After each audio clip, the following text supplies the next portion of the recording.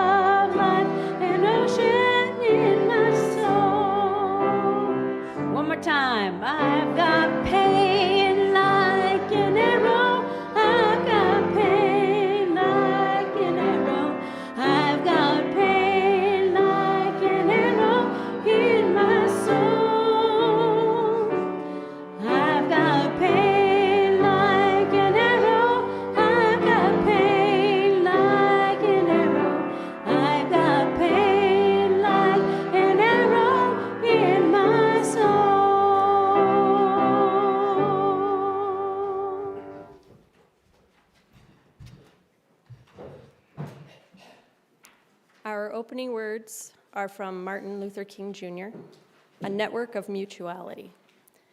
We are caught in an inescapable network of mutuality, tied in a single garment of destiny. Injustice anywhere is a threat to justice everywhere. There are some things in our social system to which all of us ought to be maladjusted. Hatred and bitterness can never cure the disease of fear. Only love can do that. We must evolve for all human conflict a method which rejects revenge, aggression, and retaliation. The foundation of such a method is love. Before it is too late, we must narrow the gaping chasm between our proclamations of peace and our lowly deeds which precipitate and perpetuate war. One day we must come to see that peace is not merely a distant goal that we seek, but a means by which we arrive at that goal. We must pursue peaceful ends through peaceful means. We shall hew out of the mountain of despair a stone of hope.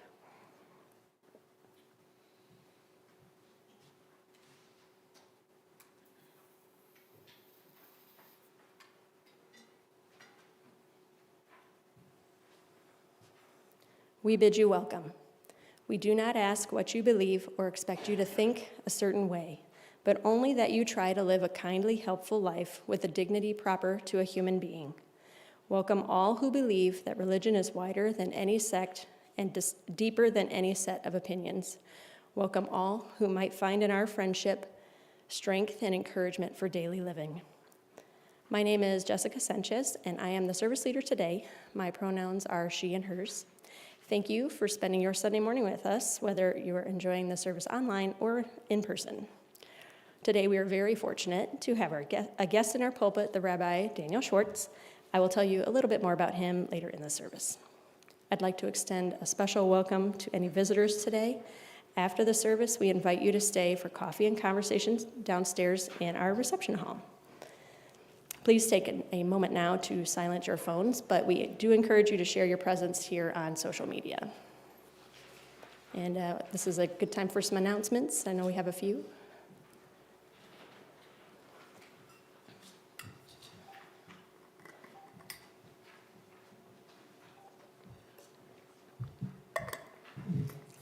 guys, my name is Hope, coming at you from membership, and Tom is my co-chair coming up as well. And just an announcement that next week we will be having our part 2 of UU class.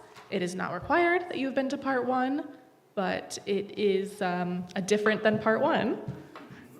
It will be right after service. Typically it'll be held in the back of this room, but let us know if there's any questions at that time. And it's basically like information about this church's history and kind of our makeup democratically and whatnot. Let me know if you have any questions. Thanks. I'm going to trip on one of these things, aren't I? Hi, and the UU is going to be coordinated by George Rourke next week, so it'll be a good session. A little bit of bad news. I've been asked a couple times. Last year we had a great event called Spring Fling. It was out here. We had tons of people out there. Problem is it was very labor intensive. We just don't have the labor to do it this year, so we're not going to be able to have a Spring Fling. But we will see if we can come up with something that is less. We have money, we just don't have people to do it. And we'll see if we can come up with something else. And another great thing, a bunch of us went down to watch Kelly and Corey and others, and Terry and Ted Goldberg. There were like 25 of us there, which is for a small congregation. 25 in the play. So it was a lot of fun. Next year, hopefully you guys do it again, and we'll come down and watch again.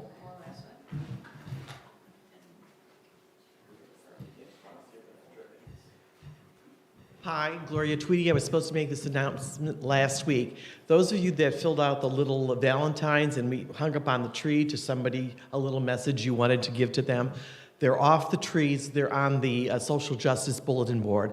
Check it out. Somebody may have written something very special to you.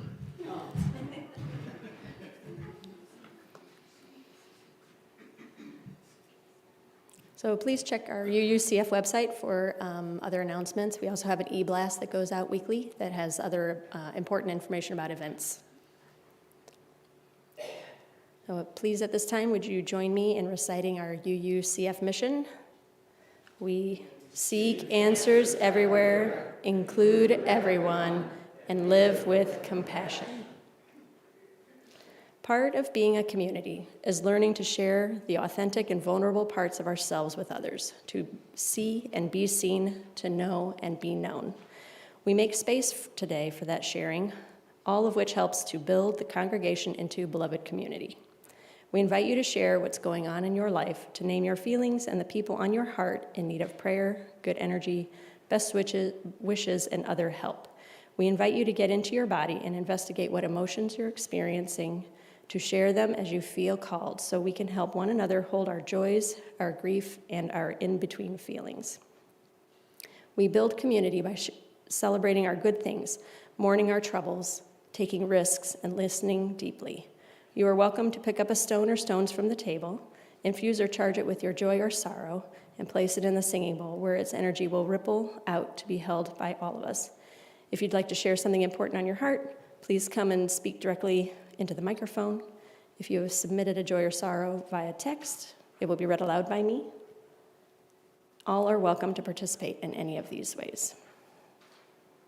I don't know if anybody has a joy or sorrow they'd like to share.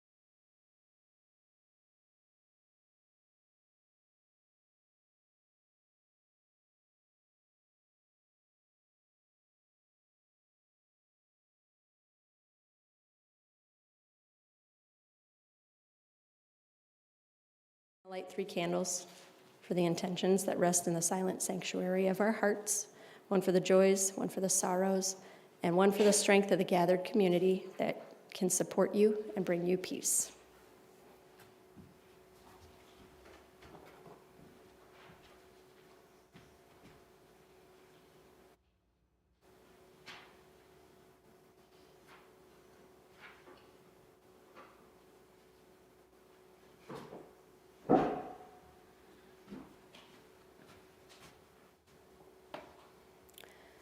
Please rise as you are willing and able to join us in singing hymn number 6, Just as Long as I Have Breath, from the Gray Hymnal.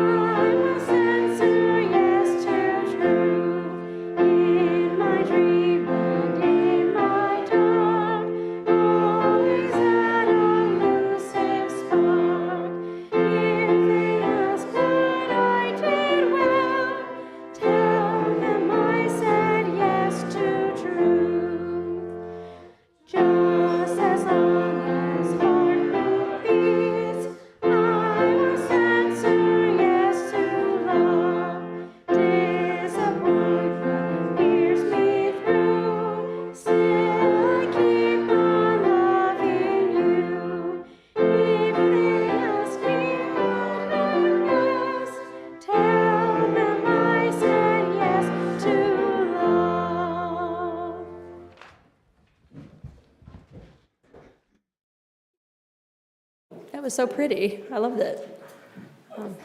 Terry, it was gorgeous. Yeah. So our reading today is adapted from We Create a Web of Life by Sarah Lammert. We create a web of life. This is finally the time to let go of that crazy notion that we can live separate and aloof from one another. This is the time at last that we come home to each other, to our mutual belonging. We create a web of life out of which every single one of us can use everything our stories have given us. Every part of our lives, even the cruelty, even the abuse, even the addictions, even the loneliness, even the failures. A web of life is created within which you can rest in that knowing, because out of that you can act. Out of that, all power is yours. Out of that, you travel light. Out of that, you can step forward. We create a web of life. Let every encounter be a homecoming as we step forward now for the healing of our world. The world is not going to be saved by good people or noble people. The world is going to be healed by ordinary people like you and me who are not afraid of pain and who are not afraid of loving each other.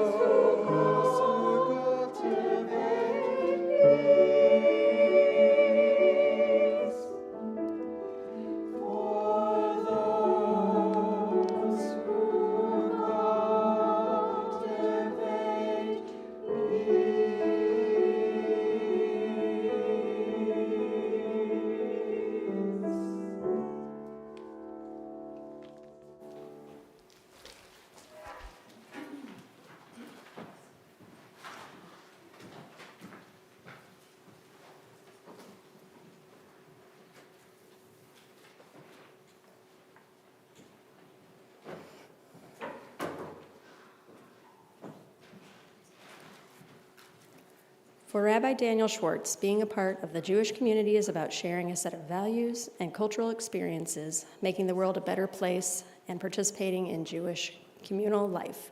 Please welcome Rabbi Daniel Schwartz.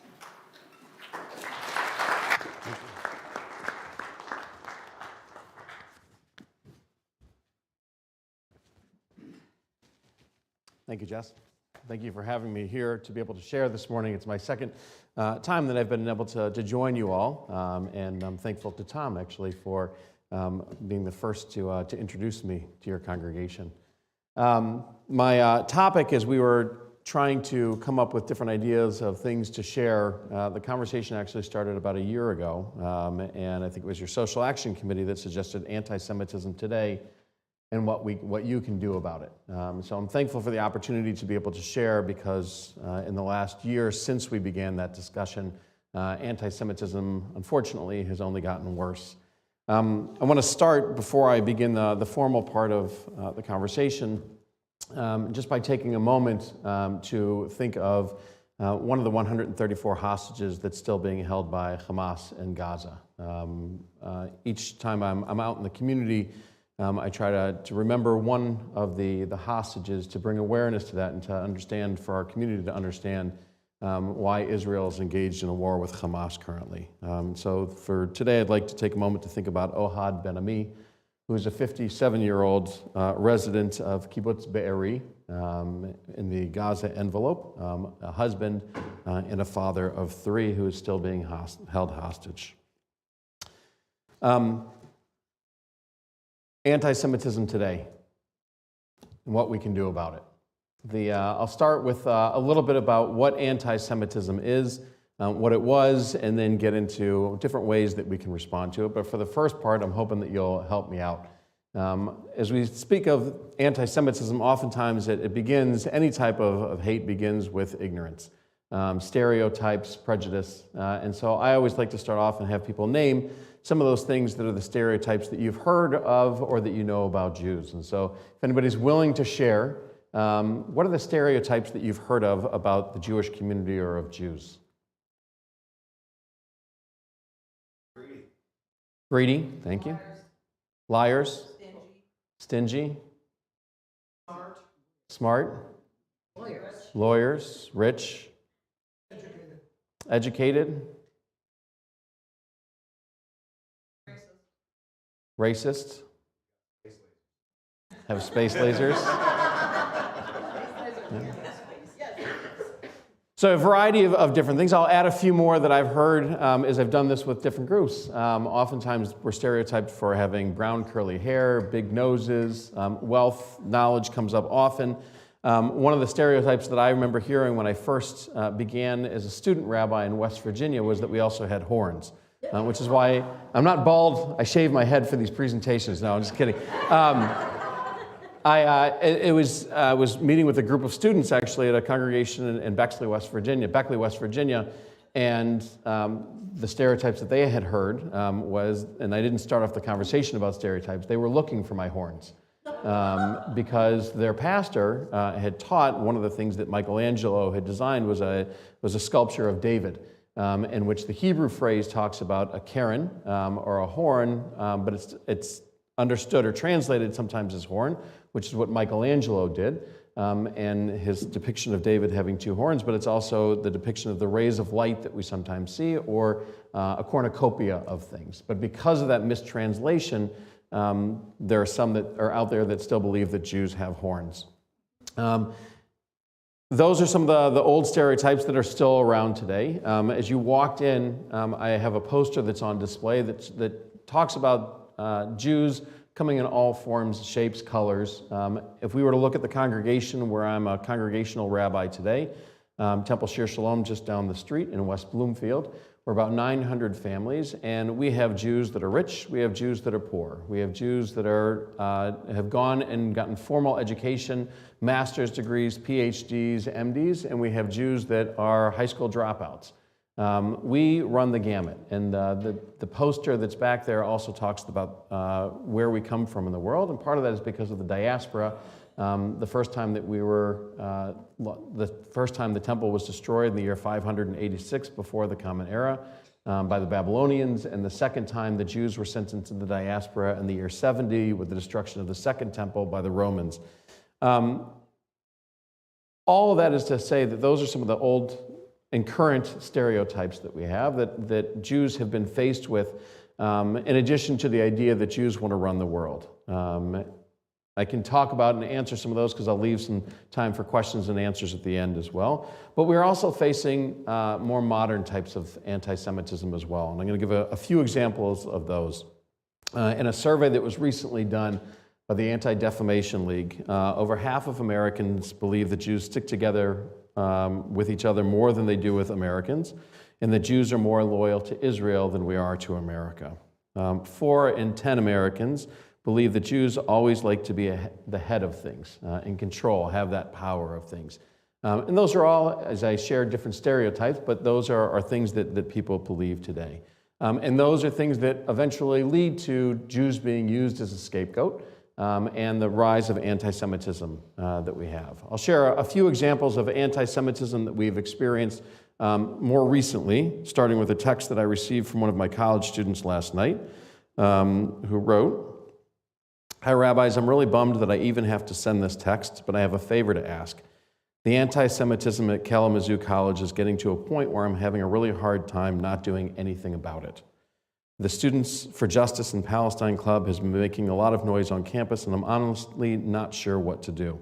I feel so unseen and uncomfortable, and I constantly walk around on eggshells for fear of getting canceled." It's from a college student last night at 11 p.m. That's one example of many that I could give you from this past year, especially after October 7th. I also think of a middle school student that we had this year who constantly has been hearing on her bus that Hitler didn't finish the job.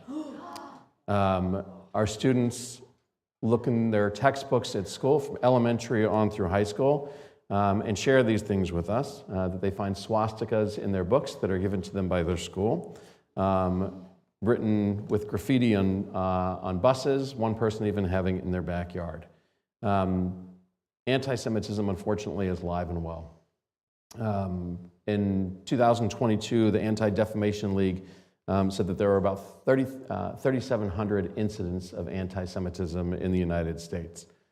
From October 7th of 23 through January 7th of 2024, there were 3,283 incidents of anti-Semitism here in the United States that were recorded by the ADL. So we see that number continues to increase. We know that anytime there's a conflict going on in Israel, that number always spikes here in America as well. But it's not something that's new.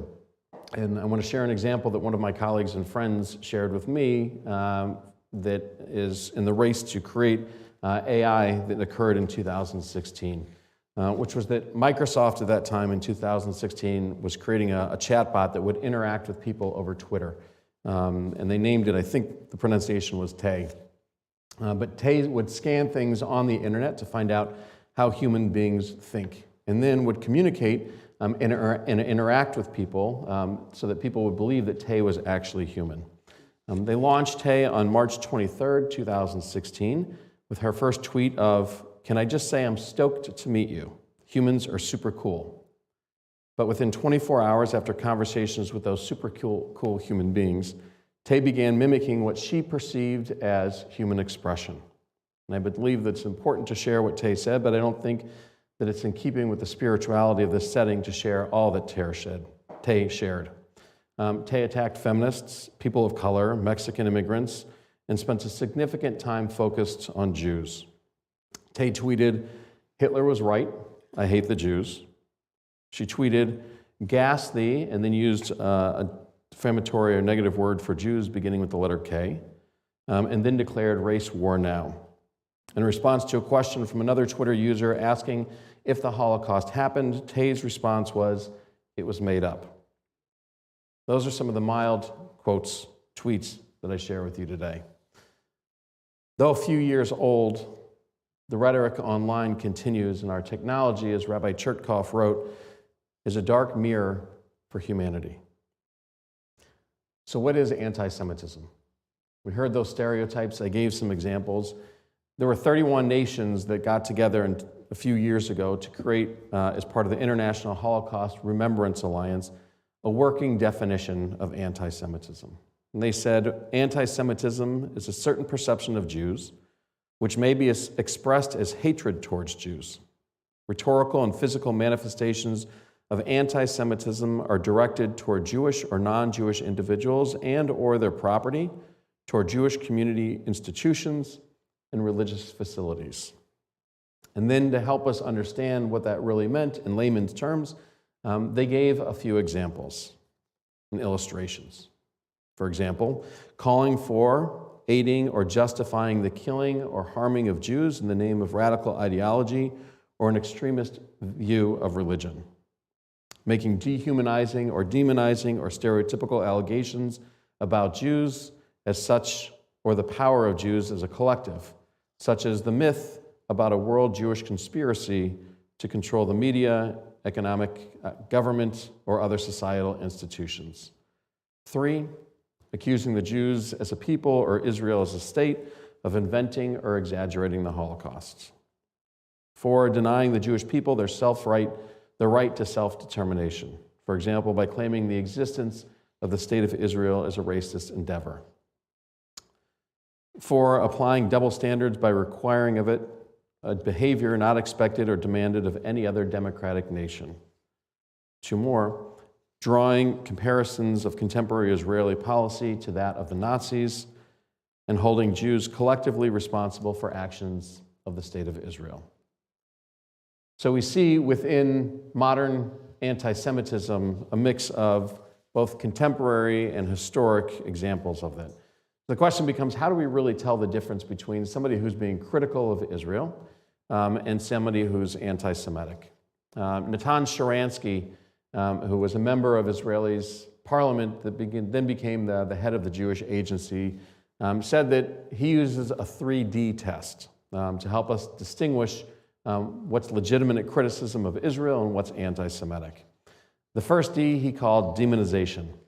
When the Jewish state is being demonized, when Israel's actions are blown out of all sensible proportion, when comparisons are made between Israelis and Nazis and between Palestinian refugee camps and Auschwitz. This, he says, is anti-Semitism, not legitimate criticism of Israel. The second D is the test of double standards. When criticism of Israel is applied selectively, when Israel is singled out by United Nations for human rights abuses, while the behavior of known or major abusers such as China or Iran, that also is anti-Semitism, when those go ignored for other places. And the third D that Sharansky says is delegitimization, when Israel's fundamental right to exist is denied, alone among all peoples in the world. That too is anti-Semitism. So how do we deal with it today? For me, anti-Semitism is really the canary in the tunnel. That when we see that a society allows for anti-Semitism, for anti-Semitic acts, then we know that others are going to be affected by it as well, and that hate will continue. And there's a Lutheran minister by the name of Martin Niemöller, who in the 1930s, early 1940s, wrote something that I think speaks to that as well for us. He said, "First they came for the socialists, and I did not speak out, because I was not a socialist. Then they came for the trade unionists, and I did not speak out because I was not a trade unionist. Then they came for the Jews, and I did not speak out because I was not a Jew. Then they came for me, and there was no one left to speak for me." So for me, how do we stop it? How do we stop anti-Semitism? And I appreciate the opportunity to be able to speak here because you guys are already doing that. By having the opportunity to interact with the Jewish community, by giving us a voice, by being able to have those conversations and getting to know Jewish members of the community that are around you, that's how we defeat anti-Semitism. That's how we defeat ignorance and the stereotypes that are in our world as well. But we also have to learn to recognize some of the things that aren't so blatant. A swastika in a textbook is easy to recognize. Somebody saying something about Hitler not doing and completing the job, easy to recognize. But there are other times that it's not as easy to recognize. And when we do see those, when you see some of those examples that the IHRA or others talk about as well, then we have to respond to it. There's a program that many of our students in our schools have called See Something, Say Something. You see it on their buses that if there's bullying or some other hateful act that's going on, that they have a number that they can text through the school and the district, and that the school responds to it. In a sense, it's supposed to be anonymous, even though it's not so anonymous. We as adults have that same responsibility, that we too can bear witness to different events that are going on. I think of a middle school student, now a high school student of ours, who on her bus ride home constantly was receiving anti-Semitic comments. And she always felt that she was alone. And it took her mom said, I write to the See Something, Say Something. We're constantly on there. And of course, it's not anonymous because they reach out to me. And my daughter doesn't want to pursue anything because she believes that she's the only one and they know that it'll be coming from her. But the moment one of the other students on her bus came to her one day, and said to her, I'm going to report this, it gave her a voice as well. And I think for us, responding to anti-Semitism today, the best way to do that, if you're not comfortable combating it, it's going up to the person who's on the receiving end and saying, I heard that too. What can we do about it together? How can we respond? How can I support you? As adults, there are other ways as well. The Anti-Defamation League runs a training program that they actually use in schools. We've had it for our high school students and others that talks about different ways to confront not just anti-Semitism, but racism, any prejudicial behavior that's going on. When somebody says something, the idea is that you don't have to confront them in a way that's going to make you uncomfortable, but you put them in the hot seat in a sense. And one way of doing that is by having them repeat what they said. So when they say something, saying in a questioning voice, what is it you just said? And it makes them pause and think about what they may have just said, or by responding, what do you really mean by that? When you hear one of those comments that might be on the cusp or the line of prejudicial or racist, giving them the opportunity to think about what they just said, and if they repeat it, which oftentimes they won't, they realize they've just done something wrong. It calls them out in a kind way that is not as confrontational. Or responding in a way is when you hear somebody say something, saying, when you say that, this is what I hear. Is that what you intend to say? Is that what you mean? And spelling out for them that this is hate speech. And by doing that, oftentimes it puts them on the defense. Online, we see a lot of things as I shared from that Twitter bot, that oftentimes if you have a friend or somebody that you're friends with on social media, it's taking time to share with them when you hear something or when they post something that's anti-Semitic or hateful, and calling them out in a kind way as well. One way of doing that is by sharing a link or information that contradicts some of the things that they're sharing and putting out there, but in a sense it calls out that prejudicial act or that racist act too. Continuing to educate yourselves and making sure that you're out there and getting to know others. There's opportunities, whether it's like a group from our synagogue today is the Holocaust Memorial Center in Farmington Hills, that has just redone their exhibit there, and they're always happy to give tours, and whether it's individuals or as groups, but a great way of learning about hate and anti-hate speech and how people can respond to it. But also visiting Jewish institutions, that any synagogue or temple in our community would be happy to have you as a guest for any of our Shabbat services or any of our services, and your presence means the world to us. What I will share is it's always good to call in advance to let us know that you're coming, because unfortunately, because of the state of our world, unlike here when I walked in and could walk in the doors that are open, synagogue doors have security guards at them these days because of different acts that we have. In the past year, we've received 3 bomb threats, among other things that have happened. So different state of security, so it's always good to be able to call ahead. And the last thing I'll share is just reaching out to the Jewish community, letting us know that we're not alone.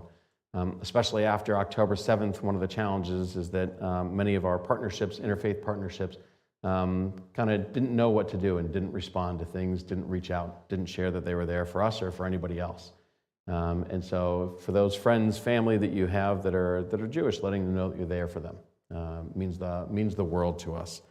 The end of the Torah, we're given the statement from Moses as he's turning over his leadership to Joshua, as they're about to enter into the promised land. And he uses the word chazak ve'amatz, be strong and resolute. And my closing comment is the same to you, chazak ve'amatz. Be strong and resolute in fighting that anti-Semitism and fighting hate speech. The more that you fight that, the better our world is. And as Martin Niemöller, as I shared with you before, said, that as long as you continue to do that, then there'll be others who stand up with you and that you won't be alone. Thank you.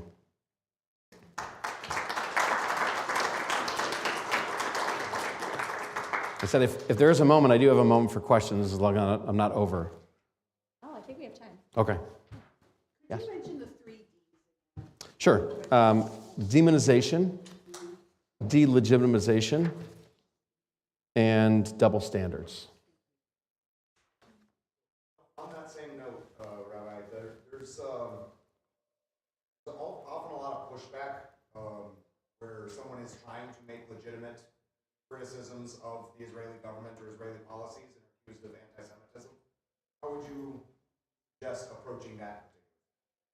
So I think it depends on the context in which it's being done and how it's happening. That there are times that I'm not a big fan of our current government in Israel, or the current government in Israel. I have Israeli family. My father was born in Israel, so I say "are" at times as well. But there are definitely challenges there. And if you look to the streets of Israel, and even back today, before October 7th, I think it was 40 weeks in a row, Israeli citizens were out protesting the government, calling for a change, saying that it was not the government that represents the people. Within the last few weeks, smaller demonstrations are starting to pick up again, and with that same idea that the Israeli government system works on a parliament system. And so in order to be the majority, it's about making partnerships. And the current government has a number of partners in bed with them that we wish were not. And we hear about them all the time on the news because they're the ones that make it really hard to defend things here in the United States for us as Jews to talk about what's going on. So I think there are appropriate ways to be able to put it into that context and share challenges that we have, but it's also in the framework of what's going on and where those comments are being made. Everything is a specific example, I'd say, when doing that. So, calling for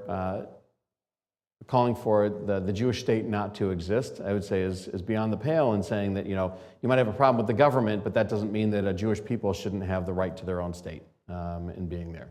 So it's a fine line that one has to walk to be able to do that, and calling out the policies of a government that one might not agree with.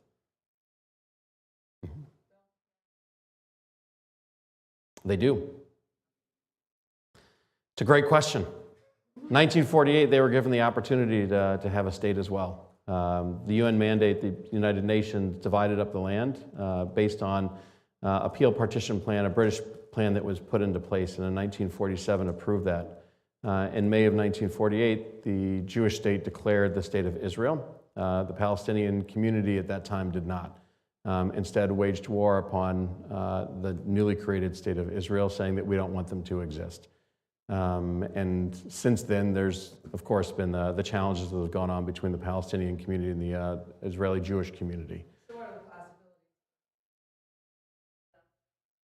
possibilities? There have been a number of attempts at different things. So the Oslo Accords was another time there's been closer opportunities. Unfortunately, I think right now where we are is not one of those closer opportunities. I think it's distanced. The actions of Hamas on October 7th have distanced the trust of Israeli society to be able to live side by side with a Palestinian state, which is unfortunate.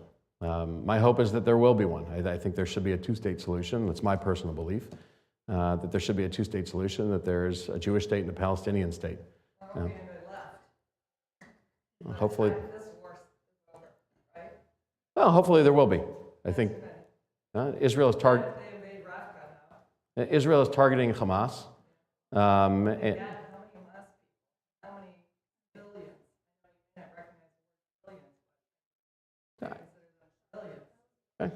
happy to have the conversation. I'd like to do it in a positive way. I'm not going to assume things about the comments that you're making.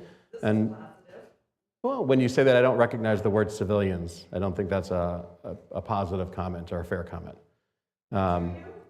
Very much so.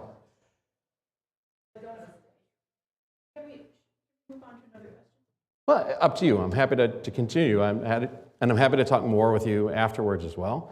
I do recognize civilians.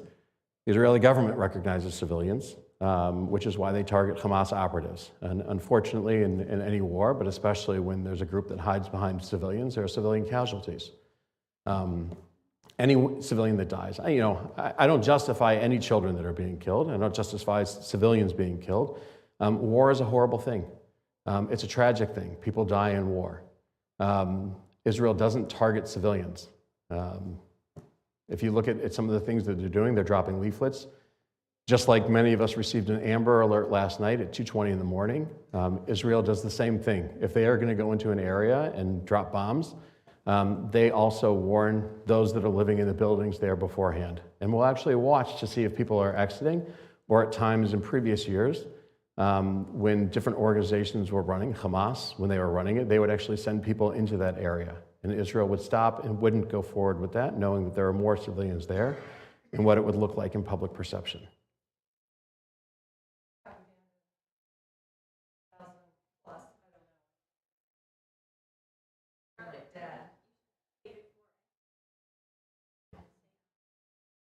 So happy to give other people, I'm happy to continue, or happy to give others the opportunity to ask questions too.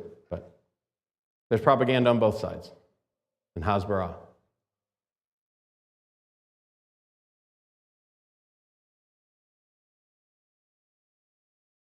Great. Well, I appreciate the opportunity to talk and share with you today. Happy to continue the conversation, and I'll be here a little bit afterwards as well. So thank you. Thank you.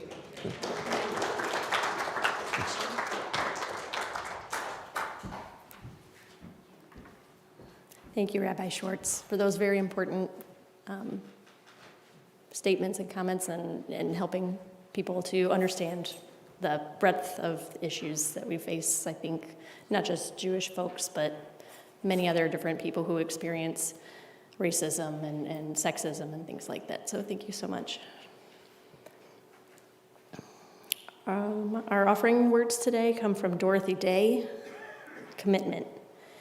People say, what is the sense of our small effort? They cannot see that we must lay one brick at a time, take one step at a time. A pebble cast into a pond causes ripples that spread in all directions. Each one of our thoughts, words, and deeds is like that. No one has a right to sit down and feel hopeless. There's too much work to do. As we take the offering, we acknowledge the generosity and intention to support and build this welcoming community. You may also give online via the QR code on the back of the order of service. Thank you.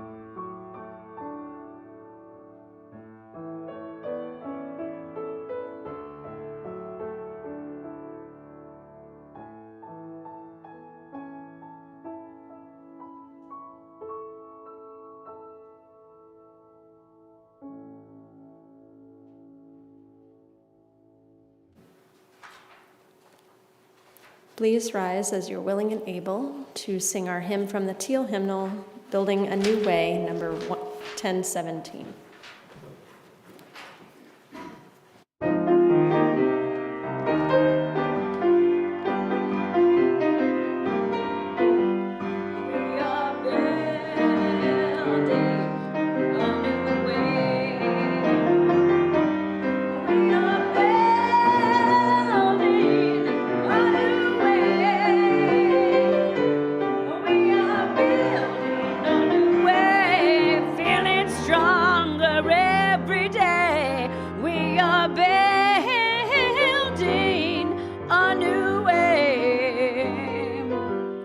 We are working to be free. We are working to be free. We are working to be free. Hate and greed and jealousy. We are working to be free. We can feed our every need. We can feed our every need. We can feed our every need. Start with love, that is the seed. We can feed our every need. Peace and freedom is our cry. Peace and freedom is our cry. Peace and freedom is our cry. Without these, this world will die. Peace and freedom is our cry.